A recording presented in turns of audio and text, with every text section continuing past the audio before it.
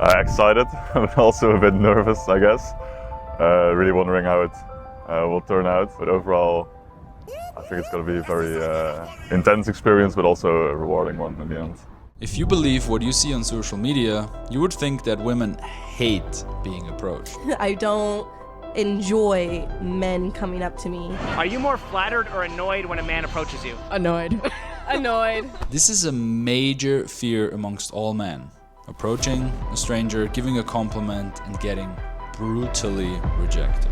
But based on my personal experience, we can break down what you can actually expect once you go out and approach women on the street, because I've done the math for you. So let's break it down. I coach about 50 students per year, either on a 3-day or a 7-day workshop.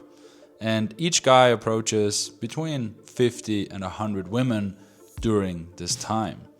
So I've been doing this for 8 years, which brings us to roughly 30,000 approaches that I've witnessed in my students. Let's cut that by half just to be conservative, which still gets us to about 15,000 approaches. And what's the trend? What have I noticed over the years in different countries with different students from different places and different heights and different skin colors? That 80% of the time, the reaction is positive. So after conducting basically a scientific experiment over years and years, I can conclude that even if she's not interested, she will let you off gently. But today we're gonna check how it's been going for Tim, our student from the last video. He's approaching a married girl. Yes, I have a husband. She had a husband. Who's on her phone in a crazy noisy area full of people watching, judging. So given these circumstances, you would assume that she would either just keep walking or tell him to fuck off. See, Tim came to us because his whole life was run by bullshit nice guy behaviors, which means he had severe social anxiety. He didn't want to approach women on the street because he was too worried of taking their time, bothering them. He didn't want to bother any other people around his circle. He didn't take any verbal risk when flirting or on a date when it came to taking on the man's role and escalating. And in general, he was too paranoid on a daily basis of what people thought about him. So that was the main reason he came, to challenge those fears. But really what he wanted initially was a rejection-proof plan. He wanted the smooth line and the perfect way of, doing this without, again, getting rejected. Hey, sorry. Hey, sorry. Sorry, I don't speak English. Ah, you do. I'm late, I'm sorry, I gotta go. Will you marry me? Oh, sorry. Okay. Sorry. Okay. Have a nice day. So let's watch his interaction. All this shit for entertainment. Crazy thinking that it's day one. All this spinning for the taking. Yeah. Tim's first approach was a married woman Yes, I have a husband. who was on the phone. I'm Tim. One second, I will keep the call. Guys would usually use this as a major excuse. Oh, she's on the phone, which means she's busy, and it would be so rude to interrupt her. But again, from my experience, around 50% of the time, the girl actually stops, might even stop the phone call, and is charmed that you came up to her. Because it basically tells her she's beautiful enough that you saw what's going on and you still did it, right? She's worth having her phone call interrupted, and it shows that you're that confident that you do it anyway. Of course, it has to be in a calibrated way, right? You can't just steamroll through her phone call. You have to acknowledge that she might be busy, but if you do it in the right, respectful way that I teach, it's a plus, not a minus. Also keep in mind, if the phone call is really important, if it's like a job meeting or an interview, she would do it at home, in a quiet room, in Zoom. Right? Most conversations, I would say literally like 96% of conversations that women have outside as they get to somewhere in a busy street are just not important. It's just like to their mom, talking about what they're gonna have for dinner, telling some silly story, or literally just chit chat. So don't worry, you're not interrupting anything important. Hey, sorry. Hey. This is a bit random. I saw you walking, and you look amazing, so I had to say hi. I'm Tim. One second, just 1 second. I will skip the call.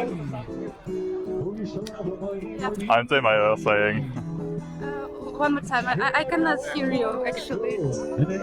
My name is Tim. Okay. Nice to meet you. Where are you going? I'm going to the train station. I'm going to Gdańsk, back home. It's like a city, right? Another city. I cannot hear you. Maybe we can. Let's move away a little bit. Here Tim makes a major mistake, so if you noticed something already, keep it in mind. I'm gonna roast him about that later in the video. Yeah, it's not much better. What are you gonna do there? I'm living there. Oh. Yeah. What were you doing here? I was. Just 1 second. That's alright.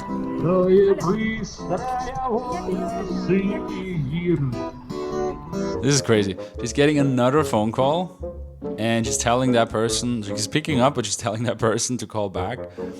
It just proves my point further, right? It's not important to call. She can delay it. She loves the validation she's receiving. And it's just more reason for you to not let that be an excuse in the future. It was my friend's birthday a couple of days ago, and I came here to celebrate with her. Was it a nice celebration? It was pretty nice. Doesn't sound too convincing. No, it was just two of us because we do not meet often. So there was just girl talks. Private celebration. That sounds nice. That's nice. Do you live in Warsaw? No, I'm traveling right now. I'm visiting some friends here. I'm originally from Amsterdam. I live there. It's very nice. Never been to Amsterdam, but going to. Are you going to? I want to. So yeah. But not just for the weed, right? Not just For the weed, for the joint. Okay, that's good. We have so many tourists coming to us and only drinking, and it's not nice. It's legal there. Yes, exactly. Yeah, it is not so nice. For the joint. Okay, that's good. This is an important moment. He challenged her here on smoking weed in Amsterdam. And this is huge for him. Remember, he came to us because he's full of this nice guy behaviors, not trying to offend people, always trying to be friendly. But here, instead of going, another route of like, oh yeah, Amsterdam is beautiful, you should visit this park and this museum, he chooses actively to go down the challenging route, to put her a little bit under pressure. And why does he do that? Because the day before, we practiced that exact thing in the roleplay class during the workshop hours. What time is it?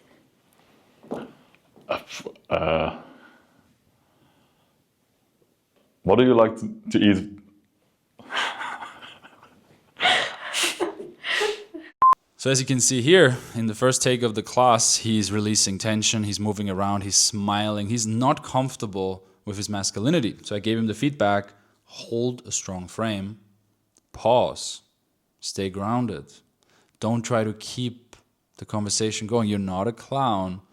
And just project strong, raw, masculine energy. What are your favorite food? Why would you ask that? Here you can see he holds stronger eye contact and is more disapproving. This builds more sexual tension in the interaction. Now, let's see how that helps him on the street. Never been to Amsterdam, but going to. Are you going to? I want to. So yeah. But not just for the weed, right? Not just For the weed, for the joint. Okay, that's good. We have so many tourists coming to us and only drinking, and it's not nice. It's legal there. Yes, exactly. Yeah, it is not so nice. So as we can see here, instead of going the nice guy route, he's choosing the challenging route, a bit of a disapproving tone of voice, coupled with a few seconds of pausing, which builds tension that then can be released, which creates investment, which creates attraction. This is where women fall for you, in these moments, not because of the things you achieved in your life or the the way you dress necessarily. Obviously, it helps you get into the interaction, but the attraction gets built in the tension and in the pause. But I think that's, despite it's not legal here, people still smoking even outdoors, so it's not a problem. Oh yeah, I don't really do it. I don't really like it. Same, but people do. Fair enough. What are you gonna do at home? Any big plans for the weekend? Yes, I have a husband, and we are going to ride, go cycling somewhere in the outside of Gdańsk. You like cycling? I do. Yes. Fair enough, fair enough. I'll let you go for now. I will let you go for now. Have fun with cycling. I didn't get it, sorry. I will let you go. Okay. Have a nice cycle. Thank you so much. Have fun. It was nice to meet you. Yeah. She had a husband. Nice conversation. Yeah, I think so. I did. It wasn't so fluent as I wanted it to be. I was still a bit too invested. I felt like it didn't feel very natural to me. Yeah. Maybe for her it was kind of fun. Okay. I mean, the main thing I noticed here is like lack of leadership. Like she said twice of how it's loud, and you say, okay, let's step here. Let's go 1 meter. Yeah, it's true. I know. I like it. Like she gives you clear signs of like this. I don't hear you. What? It's loud, and you're just like, there's nothing I can do. It's impossible. Pay this guy to shut up. Yeah, you just have to deal with it and just keep screaming at each other. Like that will disqualify you potentially as a like, I want to go on a date with this guy if you can't lead in that situation already, right? And it did make the conversation much more difficult. Yes. Because she didn't hear me. One more time, I cannot hear you actually. And then I was like, oh, fuck, and I had to say things again, and that made it awkward from my side. And So what's your job as a man to do? well, I tried leading her, but then suddenly the curve ended like. There was no way. Of course there was. Sorry. Of course there was. So what's your job as a man to do? I'll walk over there, I guess. Yeah, so across the street. Across the street. But you wanted to go anyway. So you say, okay, let's cross the street and talk behind it, Yeah, right? that's true. Because like, would you date a guy who can't? Like, how if you go in a restaurant, like, oh, I don't know, sit here. It starts raining. You're like, I don't know. Let's just stand in the rain. I don't know, right? It just shows like your inner, like, not strong core that you're portraying here in front of her. So take leadership. It's a general rule here. If there is something uncomfortable, like she's like, you know, in the sun, twitching, or it's super hot, burning, or there's music, or there's too many people walking past, or there's anything annoying, say, hey, let's move over here. Or come here, let's move over here. Or hey, let's go here, it will be better. Or let's get out of the sun. Like, be aware of how she feels, right? And then solve the problem and then continue the conversation. Don't try to do it at the same time. That's the main thing here. Feel a lot of smiling and releasing pressure. Yeah. Maybe a laugh, but that's the main feedback here. The leadership. Okay. Cool. Thanks.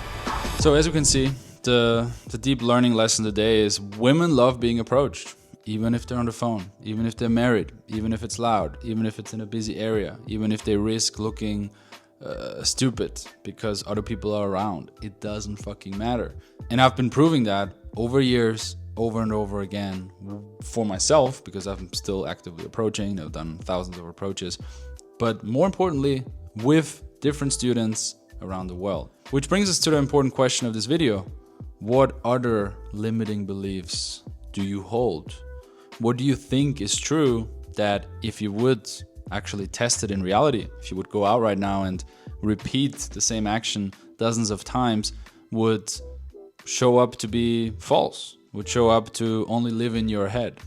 What are limiting beliefs that hold you back? This could be in dating, but it could also be in your career. It could be in the way you build friendships. It could be in the location where you live, or in general, just how you live your life and pursue your goals. So comment below, what are certain beliefs that you think you have that might hold you back? And I know the challenging part about this whole thing is we only question the beliefs that we not strongly hold, but we never question the beliefs that we truly believe in. That's the tricky part. So that's something to think about. If you want to work with me in some of the remaining European workshops that I'm running, click below. You can apply for coaching and we go on a quick call to check if it's a potential fit and if we can actually help you.